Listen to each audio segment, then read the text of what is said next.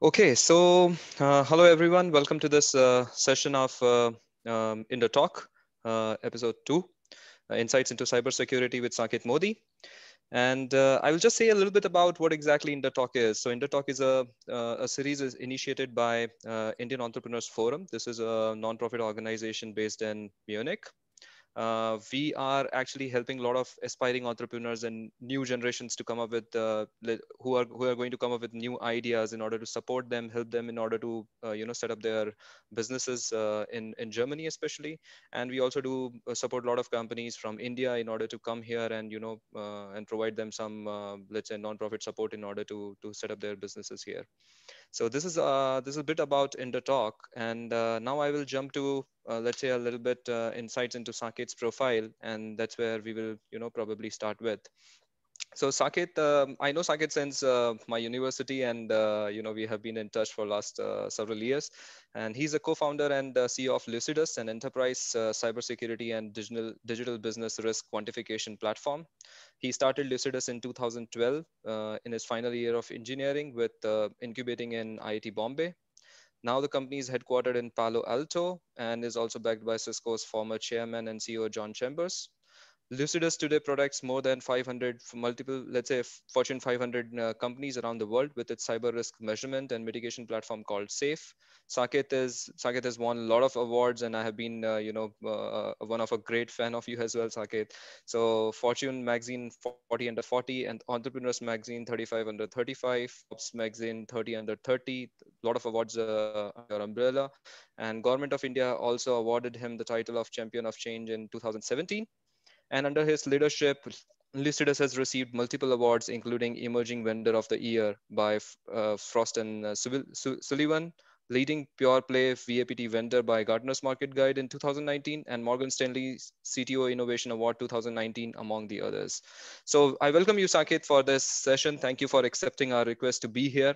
And I'm really, really glad to have you here. And let's just start with discussion. I just want to have a very casual discussion here and try to understand, because there are a lot of people here in the participants who are really interested to know more about you and understand how you started this thing in 2012, and how at that point in time where cybersecurity was not very popular, I must say, what was the idea behind this, when you say, okay, this is something which can really go up, and this is something which you started with. So let's start with this, and then we go step by step, delving into more details.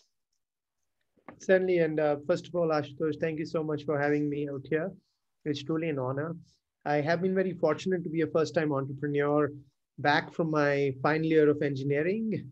You were my senior in the college, so Yes. I can say a lot of my learning started from mentors and seniors like yourself. So it's Oh, absolutely, that was the place where we started.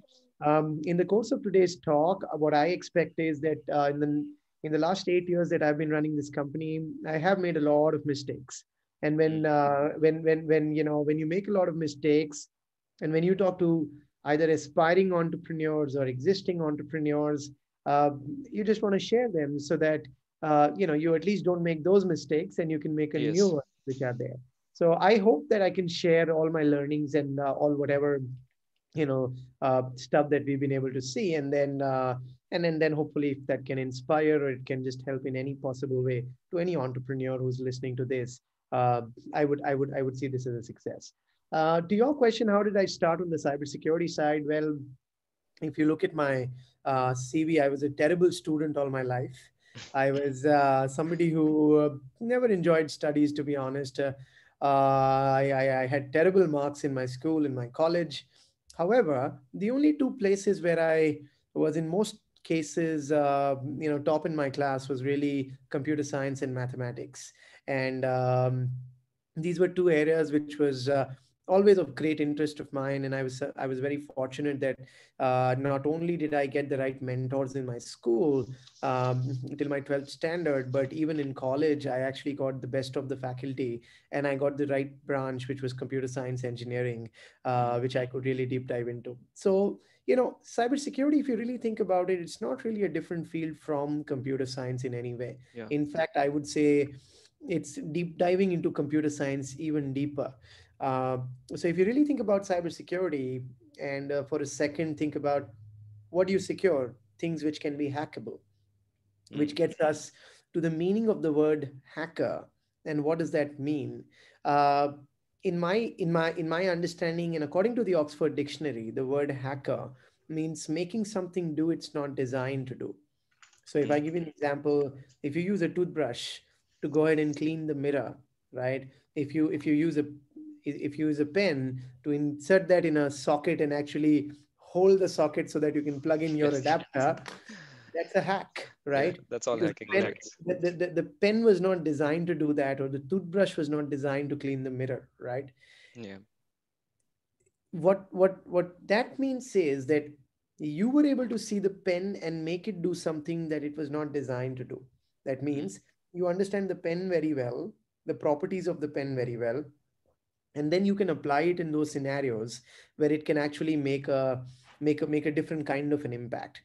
uh, that's exactly what, if you take that to the virtual world and you go to, for example, a website, and key in a few parameters, get or a post parameter input that a website is taking, and it gives mhm. you somebody's account access which it was not originally designed to give Designed you. for. Yes. That again becomes hacking. So the reason I gave you that example is, if you think about it, right, according to me, the greatest hacker of our time is Albert Einstein, because he was so deep into technology. He was so deep into not technology, physics and mathematics, that he could come up with things that normal people like you and I would not be able to envision and would not be able to think about, like E equals mc square and the nuclear bomb, etc., etc. Mm, Exactly in the same way, cybersecurity is the same for computer science. When you're yeah. very deep into computer science, where you really understand the how does the NAND and the NOR and the XOR gates work at each Mm, and every register, right down from the memory level all the way up till the application, or the eighth layer, even the humans.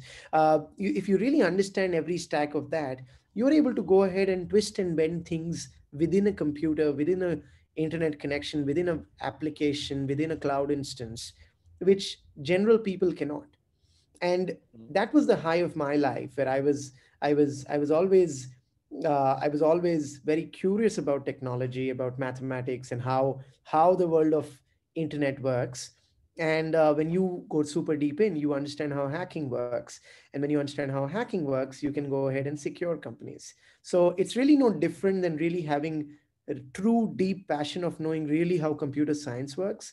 And I was just lucky that I could convert that into something that I get paid for. So yeah, yeah, that that's always good, because if you are following the passion, and at the same time you're earning with that passion, this is one of the best things, because then you can make the best value out of it. So this is also what I have learned. But when you started the company, it's because when I started, the first challenge for me was where to find the customers. So for you, when you started this, what was the first impression when you said, okay, yeah, this is the right guy whom I can go, and how was your first customer look like? So if you can talk a bit about it. yeah, I still remember. I was in my final year of engineering when I started this, and we started as a services company. We only built a product 3 years back. So Mm, um, back then we were doing services, and I still remember. If you remember, in our college there was this open air theater, yes, which was, exactly. I Yeah. still remember, there was an afternoon where there was nobody, and I was on my phone. I was negotiating my first ever deal. This was Mm-hmm. with a Indian D2H company called Tata Sky. Mm, And the reason I first of all got connected to them, because for a young company, for a first time founder, the first question is, how do you get connected to the right people? exactly. And I think the first step there was that I got a couple of senior angel investors, Mm, where people who've been there, done that. So my first angel investor was a very, very senior IPS officer. And he went to FMS for his MBA and then did his IPS back in like 1985. And his batchmate was the CEO of Tata Sky. mm-hmm. That's how he knew him, right? And remember, connections don't get you orders, they only get you meetings. Meetings. That's true. So, That's totally so, true. so he got me a meeting with the CEO of Tata Sky, because he was already an investor. Mm. within our company. Remember, our success would be his success. Yes. So I think that's the first step, that you have to get people on board who starts thinking that your company is their company, so that they can do something that, they come with the network, they come with the, and you can always ask a question, how do you get to those people, right? I Mm. mean, friends and family, alumni network, stalking people on virtual webinars. Trust me, all of that works. If you have Yes. just, Yes. For sure. you have to be persistent. So getting to the right person, getting them involved. Best case scenario, and I've seen this too many times, where I have done this. I got some very senior investors in the early days, where I said, "Don't give me any money. Don't give me anything. Please take the stocks of my company, because Mm. I want you to feel that, that this is something which is exciting, and which I feel that I can pick up the phone and text you and talk to you, and our success should mean success for you also." So you get the right people involved, Mm. and then, I like what, this thing says, that today's currency that any individual has are only three folds. Number one is their track record, number two is their relationships, and number three is trust. So you only build that with time. If you're a fresher, if you're a first time entrepreneur, you don't build that, right? I mean, it's not there with you. So you get people on board who have a track record, who have that relationships, and who other people can trust on. So because Yes. I've got this person on board, is a very senior IPS officer, and we got them on board. And once we got them on board, him on board, he's the one who made a couple of connections, and one of them was the CEO of Tata Sky. Now, that was also very interesting in conversation, because the CEO of Tata Sky will not take a decision of onboarding a Definitely. security That's true. company. So he says, "Okay, I see you're passionate about what you're doing. I understand that you guys are differentiated, blah, blah, blah. But I don't really understand security. Just talk to my security guy." He put me in touch with the security guy. The security guy says, "Yeah, I know you're coming from the CEO. Okay, I will talk to you." And, he was kind enough to take a call. Now, you need to have something which is compelling enough to actually excite somebody, right? Where the Mm. value proposition of what you've got, et cetera, needs to be strong enough. In our case, remember, I started as a services company. In products, you can Mm. actually differentiate as features, Definitely. scalability, experience, et cetera, et cetera. But Yeah. in services, you can't do that. So I Yeah. told all the right things, that look, we do security testing, we have OSCP certified people, these are our control library, blah, blah, blah, blah. I thought I made him extremely, I thought hopefully I was impressing him with all the laurels of my tiny little team of 5 people had on the security testing side. So he listens to me for like half an hour, and he says, "Look, I understand what you're saying. I understand what you do. I think I can give you an order to try you guys out." I got Mm. super excited that he said that. But the next statement was that I need you to do the work at At my 50%. premise, No, at 50%. 50% the cost. So what it basically boiled down to was that, look, I don't give a damn about the whole lauded thing that you spoke about, Yeah. right?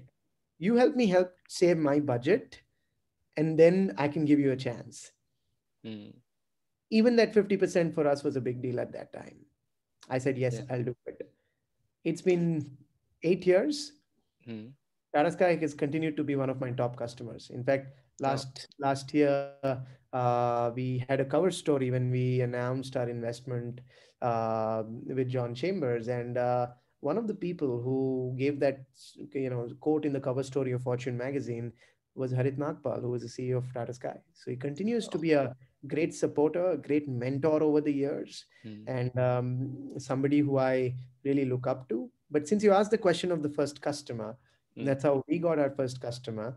Mm. And yeah, I mean, and getting the big logo, because what the person who was asking for 50% discount did not realize, because for me it was still a steal deal if Mm. I got it at 50%, because every pitch after that of mine started with the fact that, oh, Your work. Tata Sky is my customer. In fact, Exactly. even before that, what I did when I started the company, the first thing, and we both went to a college in Jaipur called LNM Mm. Um, I got incubated from IIT Bombay. The Mm. only exception that IIT Bombay has probably ever made to incubate a company which is not founded by an alumni is Mm. our company. Oh, fantastic.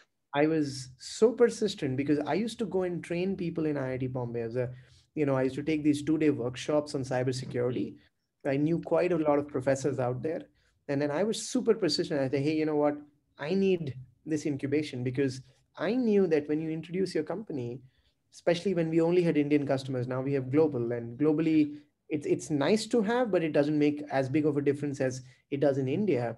So the first line was incubated from IIT Bombay with customers like Tata Sky. Then we got KFC, we got Delhi Airport, we got Beam, and we got Google, and we then got Facebook, and then we got, so all of these became our customers. But the initial days were like that, where all of that happened. I don't know if I answered your question. Sorry if it Yes, was yes, too, yes. I think it's but this is a perfect answer for me. Just one thing which came in between. So, when you start a company, it's correct that you need to have a very right hand holding since the beginning. But do you also have some bad experiences on that side? Because usually this also, sometime turns out that, the people whom you are onboarding may not be the right ones or right fit for you. So this also sometimes happen. yeah, I agree with you, Ashutosh. And in fact, it is very unfortunate when you're a young person, because I have seen in front of my eyes, I've been extremely lucky to actually Mm. uh, to be extremely selective to get the right investors and mentors. Like in my last round of funding, we had 6 term sheets. Um, During my angel investment time, I would have said no to probably 30 or 35 people who wanted to put money into us. And I'll tell you what were my matrices of consideration, right? Exactly. This If is what I I want to know. send, if I send a, you know, if somebody is asking like your expense receipts and the rental that you have and questioning why does this much money needs to be spent on why can your team not travel in the train and travel in the Airbus, run away from that person.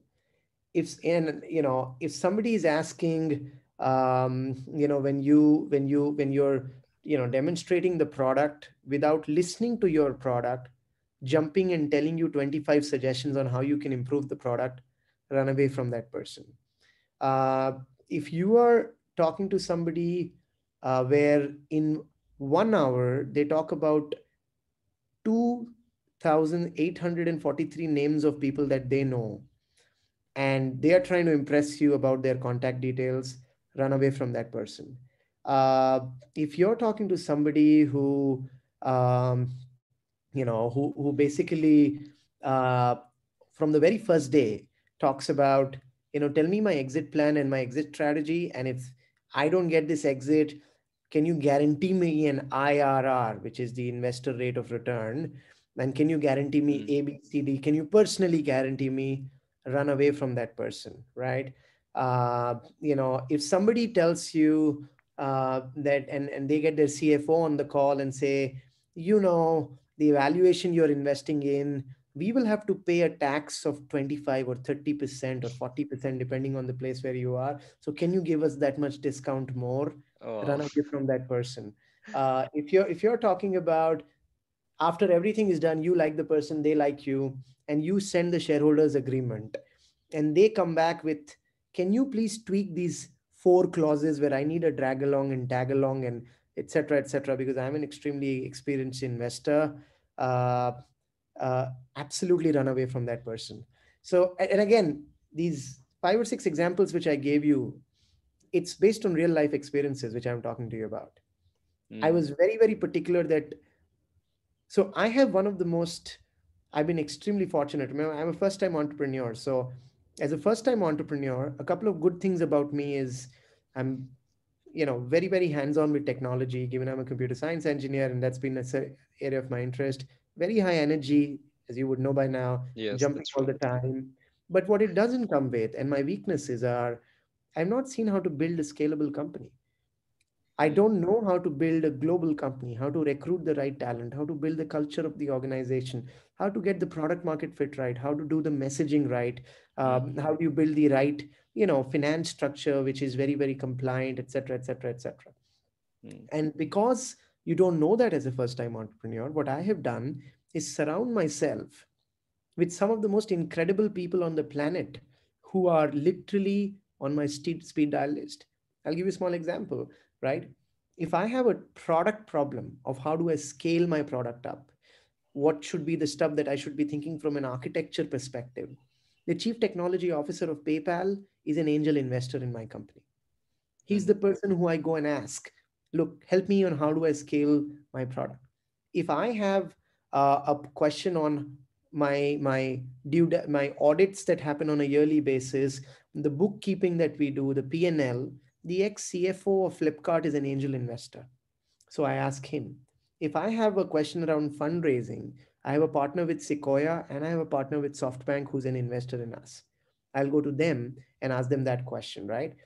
Etc. Etc. I have a long list like that. And to top it all, how do you be a good CEO is the question I'll ask to John John Chambers, Chambers. Mhm. and things around that. Now, why did I give you these examples? Is I was very fortunate to pick up the right people. And remember, beggars are not choosers. So it's not like you pick them up. In reality, they pick you up. Mhm. But you have to be, I think, open enough, or as most of my investors say, that you have to be coachable enough, where you have to Mhm. be open.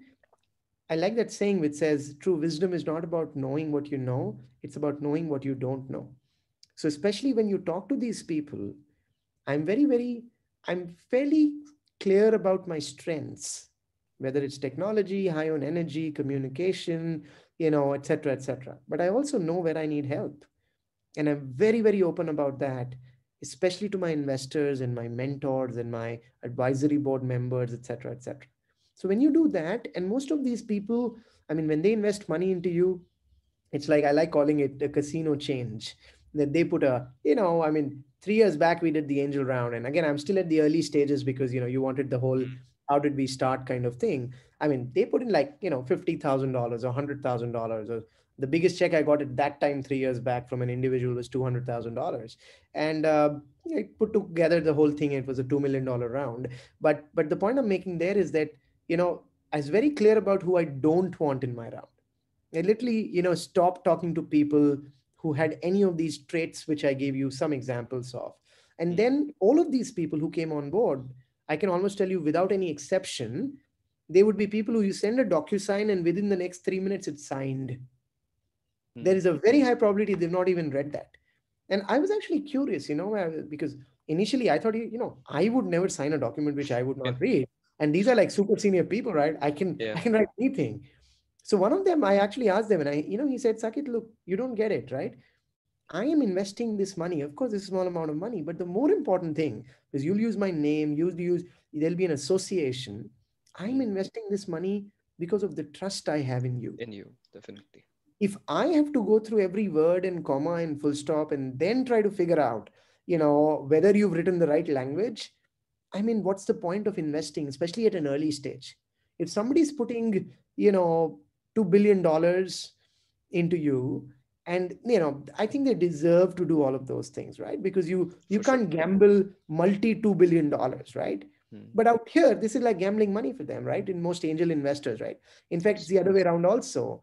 If somebody is investing $100,000 and that's not a gambling money from them, that's another red flag that you don't want money from them at all. I think you have focused on very right people here, and I think this is one of a very good points which you have mentioned for any aspiring entrepreneurs, in my opinion.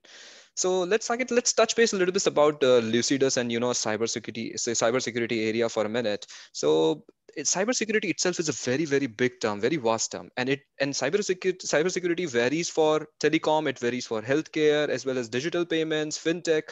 So how you see these different type of companies in Lucidius? So is there any like, because it varies from customer to customer how you are going to serve from them. So let's talk a bit about the product safe, as well as let's talk about this different verticals a bit in order to understand how these things could be scalable from one domain to another domain. So the way I look at what you asked is how a person would look at the two banks of a river. Mm, Now, if you look at the two banks of a river from the top, you will see them as very different and very far away from each other. But somebody who will have the right eye will be able to actually zoom into the water and see that they basically both come together and meet at the same place. And I'll give you a small example of why I said that. For me, I've never had the approach of, see, the first principles of cybersecurity remain the same. Forget about industry. I'm saying for even operating systems, right? You need to have and ensure that certain types of security parameters are taken care of. The authentication is in place, the access control is in place, Yeah. the data in rest, data in motion is encrypted in the right way. These are first principles of what and how you would look at security, right? They don't vary even basis on operating systems, whether you have a Mac or a Red Hat or an Ubuntu or a Fedora or a Windows, doesn't matter. You need them everywhere. Of course, there are flavors of based on not only industry, but even geography and size. So we actually did this entire research around threat actors. Mm. And remember, there'll be different threat actors like state sponsored Russia, state sponsored China, hacktivists, uh, insider breaches, um, script kiddies, information brokers, cyber extortionists, etc., etc. So we have 12 categories of threat profiles, or Mm. threat actors that we then map to which industry, which geography, and which size are they motivated the most to breach.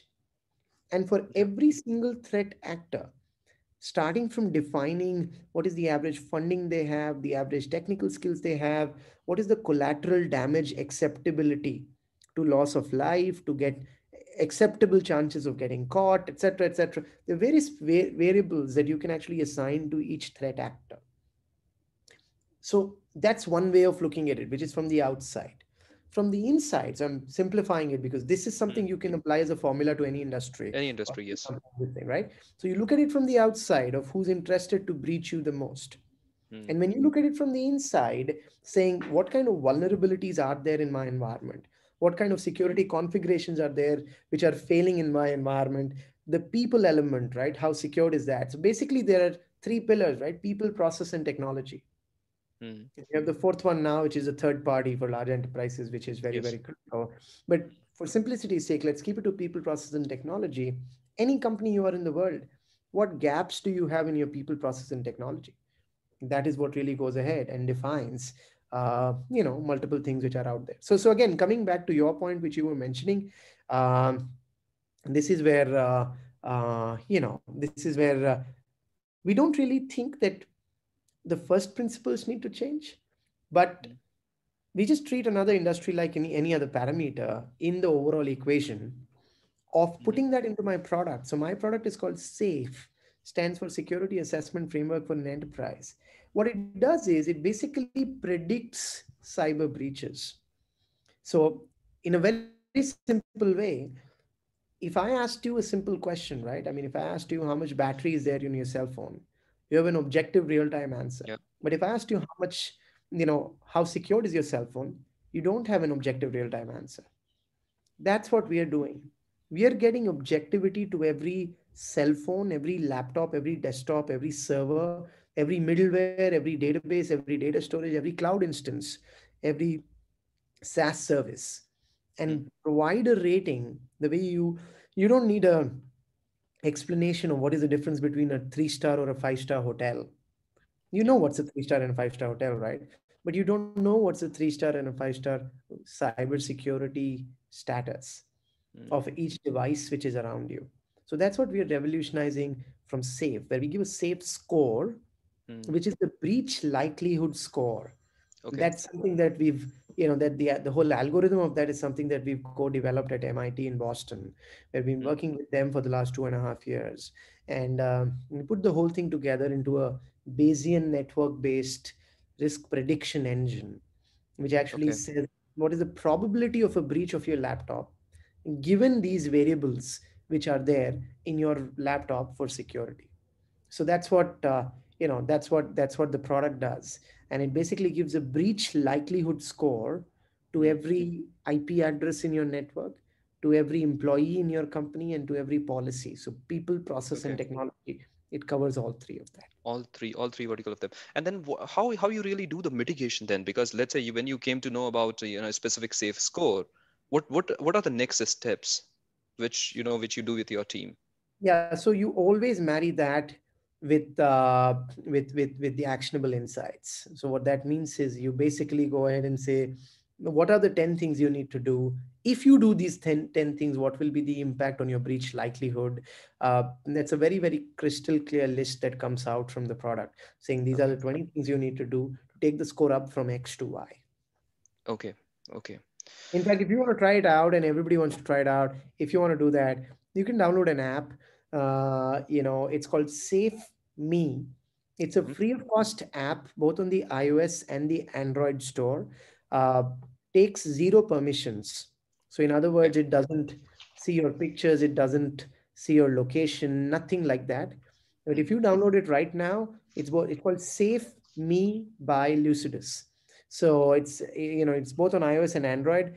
If you download it, it will scan your phone to see if it is already hacked, if there is a hacker which is intercepting your data. Is your operating system latest? Do you have a jailbroken iOS, jailbroken phone or not, etc., etc. It will also give you hundreds of 3-minute cybersecurity courses. So if Hmm. you want to learn how to use Zoom in a secured way, how to use Snapchat in a secured way, how to use DocuSign in a secured way, all of that is available out there as 3-minute modules. And the more modules you take, the better your score becomes, because it'll give you a score also between 0 to 5.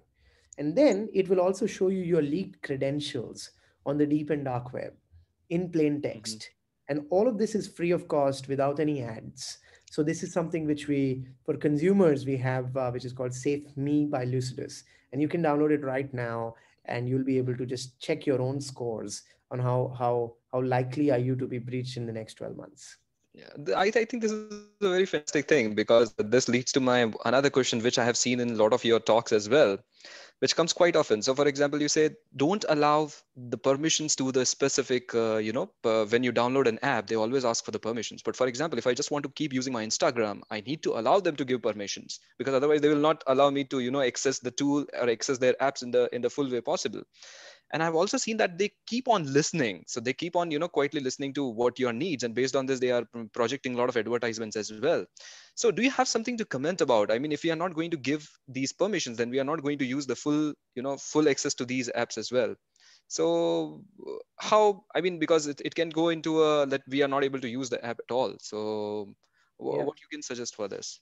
So I think for that, Ashutosh, again, the good news of my app is that it actually has videos which answer exactly Yeah. what you're saying. Because remember, there's a different answer for Instagram and a different for Uber and a different for, your payment apps and things around that. So you can see it there. However, I'll still answer your question. Let's take Instagram as an example, right? I Yeah. think like the new iOS update which has come out, it actually allows you to restrict the permission to your photo library, where you can select the photos that you will allow Instagram to see. In other Mm-hmm. words, that it doesn't have to be a blanket permission of your 7,000 photos, where Instagram can not only see all of that, but even download it to only their server, and you would not know about it. So there are these things where you're going, where you give controlled permissions. Most people don't realize, but you can actually use Uber without giving the location permission, because you can Ah. actually key in your address on the top, and the Mm-hmm. pin will be something that will come in that address, and you can just play around. You don't need to give a location permission to Uber. If you still want to, because it's slightly more convenient, because the pin is then pointing at where you are, Mm-hmm. well, in that case, you can just give it permission for that 5 minutes when you're booking the Uber, and then take away the permission, right? There are multiple of these things that you can do. And therefore, I'm saying that a lot of these videos which are curated, they're animated videos. And for my friends in from India, I mean, it's both in Hindi and English. Oh, So, superb. yeah, a lot of people in the rural part of the country, because this was really not a thing to make money. It was more like helping and people around, because there are a lot of these questions we get all the time, and we see how basic things, if you can do on your social media and your digital identity, it can actually really secure you in a big way. And a lot of people just get scammed because of these tiny little things that they don't take care of. And therefore, in rural India, they wanted Hindi, and he said, sure, so the voiceover is also in Hindi. Perfect, perfect. And I really believe you can find also someone in Germany probably to convert this app or do the translation in German as well, because this could be very, very useful for people here, as they are, always very cautious about the data privacy, and especially GDPR rules are there in place. So I'm really If somebody would want to do that, please reach out. I'd love to take that service. And yeah, I mean, I think that can be something nice. perfect. So one another interesting topic which I have in mind, which I really want to touch upon, is your interaction with, let's say, John Chambers when John Chambers came on board, and how it really changed the company, or how it, if you can just give some instances of it, because I think he is coming with a huge amount of experience, which can come to a company, and as you said before already. But if you can just give, some things about this, how it changed the company overall. Hmm. So if you remember what I was telling you, right, that I think as a first time entrepreneur, the thing that you want to do is surround yourself with people who complement Yes. areas where you're not good at. And if you're the CEO of a technology company, who better than a person who's built one of the world's largest technology companies as its CEO for 25 years and just came out of that company with the full-time job of only helping 15 CEOs build Mm, 15 tech companies. So in fact, I was joking with one of my teammates a couple of weeks back that if we would have got money from Satya Nadella or Mark Zuckerberg, it would have actually not been as good as getting money from John, because Satya Nadella would be crazy busy today in mhm. trying to take his Microsoft from $2 trillion to $3 trillion of market cap, right? Yeah. Or maybe maintaining it to $2 trillion. So would be the case of any active CEO. Out here, I got the best of both the worlds, where I got somebody who's not only been one of the top CEOs on the planet according to Harvard Business Review, but is somebody who's been a CEO of a tech company. Because if I got a CEO of a Walmart or a Target or a Costco, I mean that would still not be as relevant as it is to what he does. So that's why I was very lucky. And to your point, how did he happen to us? Uh, this was an unplanned meeting. I was speaking at a conference in Hyderabad. I don't know if you remember, there was a couple of years back, there was this conference called GES, Global Yes. Entrepreneurship Summit, where Summit. you had Yes. Ivanka Trump and Narendra Modi, Hmm. who had both come to Hyderabad. I was also there. And so the president of Boeing is an investor in our company. And Boeing was doing an event out there. And the good thing of having senior investors of these big companies is they can plug you in into a lot of these events, right? So he was Mm. doing a sponsored event out there where he wanted a young startup CEO to speak. I just got lucky because he's invested money into us. He said, Saket, do you want to come? I said, absolutely. So I just went there to speak. And he knew John from many years. So literally, John was so he's the chairman of USISPF, which is US Mm. India Strategic Partnership Forum, and he was leading a delegation of around 30 CEOs which had come Mhm. from the US to India, and he was leading, he's a chairman. So literally, he's walking between rooms, and my angel investor, Pratt, um, he he takes his hand and says, John, you have to give 2 minutes to me. And he said, sure. And John is very kind, and absolutely, people he knows he would do anything for. So he said, give me 2 minutes. I said, sure, I'd love to. And then he just dragged me John in front of me, and um, I mean, as a technology entrepreneur, you've always heard of John Chambers, right? Yes, definitely. And I had never met him, obviously, and I had not planned to meet him also. So basically he comes in front of me, and obviously my selling was already done by my angel investor. Again, remember, going back, right, you want people to be vested in your success, right? Mm. So he while pulling John or getting John to me. He was already selling. I'm going to make you meet this young, dashing, entrepreneur, blah, blah, blah, blah. He said far more things than what I deserve for sure.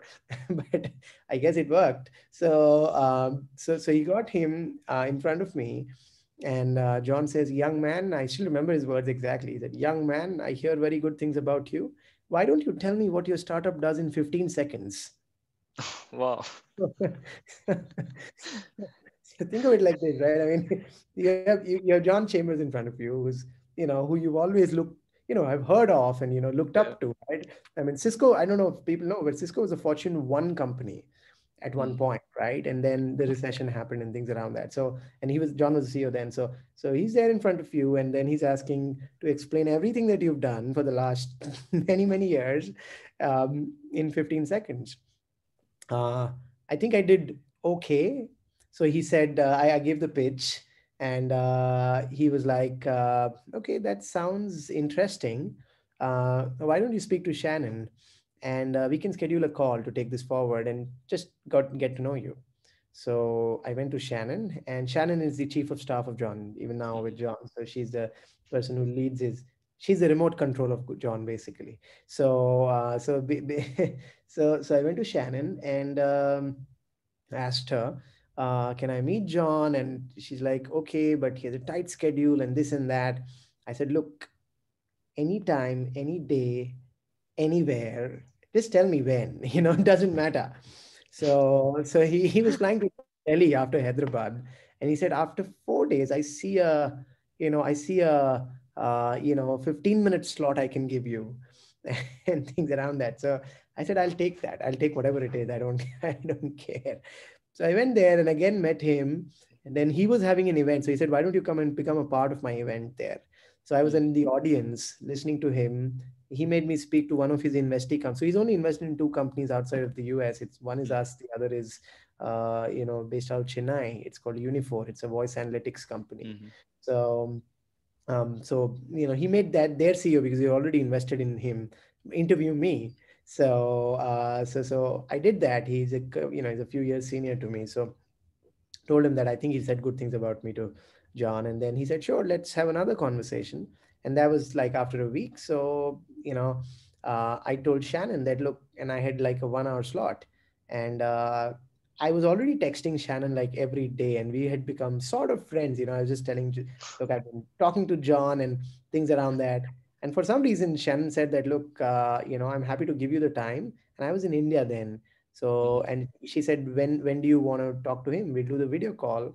And I said, no, I want to come down in person. He said, are you mad? You'll come down for an hour of, call. Why? Just do it on video. I said, no, I want to come down in person. Give me 2 more days, because if I take a night flight, and the good part of flying from India to the US is you save time. So I said, Yeah. give me 1 more day, and then. So she said, sure. So then when I was going there, she was kind enough to give me a longer slot. I went there. I had seen every video of John on the internet. I read his books. I read every blog he has ever posted, starting from the quarterly earnings of Cisco for the last many many years till actually what he thinks, how he thinks, what are the things that matter to him, what he sees in a leader, etc., etc., etc., etc., etc. So I had to do a full. And really, it was not to get him as an investor only, because I was enjoying while doing all of that, because I was really learning of the right, things to think, and how do you think in the right way. I went there, and I think again, I still remember when I walked into his house. And again, I'm going into depth and giving you stories so that there's so many Yeah. mistakes I've made. So something can be a learning. I still remember walking into his house. Um, I was in my suit and my tie. Now to think of it, it looks funny, but I walk in, and then, but because he's in Palo Alto, he's in the Bay Area, right? I mean, Yeah. Yeah.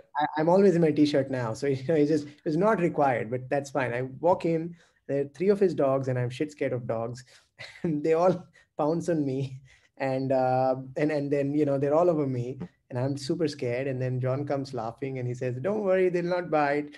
And then he brought me in, and he said, when I went to meet George Bush in White House for the first time, this is exactly what he did. He got a lot of his dogs to me because he wanted to see how I react to those dogs. I said, John, I clearly failed there. He was laughing. And then he says, okay, tell me more about you. So the first line I used was, John, if you if you will agree to everything I will say, I would have not done my job. He burst out of laughter. And the reason he burst out of laughter is because every of his talk to a student, wherever he starts his talk, he uses this as a first line. Uh, So I used the same thing. He started laughing, and within the first like 30 seconds of me in his house, he gave me a high five. I thought to myself that, look, if I screw up from here, that I don't get him as an investor, I'm yeah, going to be the biggest jackass on the planet. Because, like when you walk into the house of an investor, in 30 seconds, he's giving you a high five. You yeah, can't have a better start than that. definitely. I think I did okay. He invested around $4 million in us in Super. 15 days after meeting me at his house. So yeah, that's the very long version, but I gave you nuggets because a lot of mistakes I made, some good things done. So again, whatever little, there can be some learning. That's why I just thought I'll share it. Perfect, perfect. Saket, just last question. Any do's and don'ts for entrepreneurs? I think you have said a lot of topics already, in our discussion, but just final points as as finishing this conversation, and then I will take some questions from the chat as well. I think, the biggest do's and don'ts is uh, don't keep looking for do's and don'ts. Do it and find out what is the do and don't. I love what, this, I was just reading this article the day before yesterday about Jeff Bezos and how he measures good leaders, right? And he says that, look, for me, the measurement of a leader is somebody who can take quick decisions, not necessarily the right decisions. The Hmm. problem is that, when you, there's that thing, right? Analysis paralysis, right?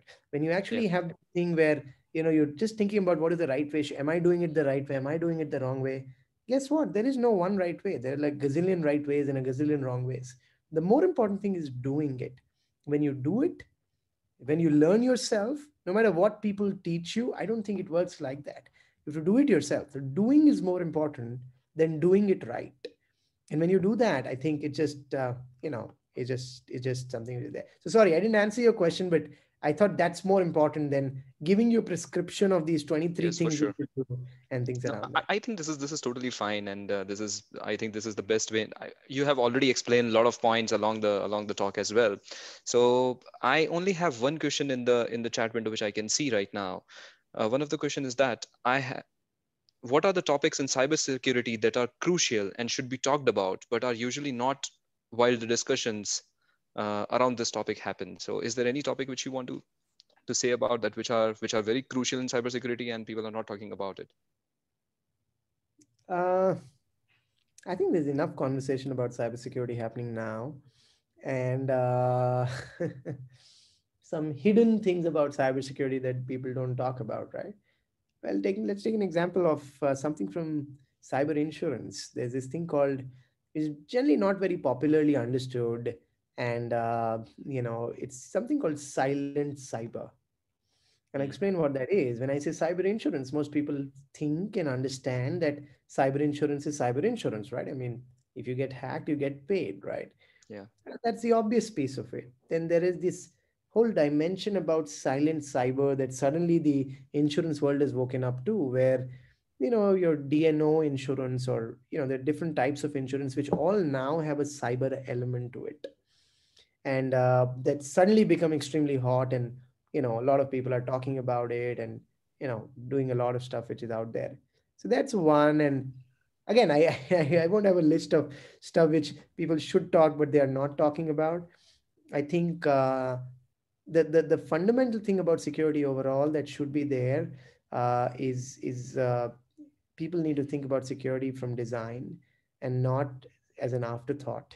That once you've made a product, you have to think, okay, I need to secure it, because it's probably 5 times more time taking and 25 times more expensive to do Mm, that.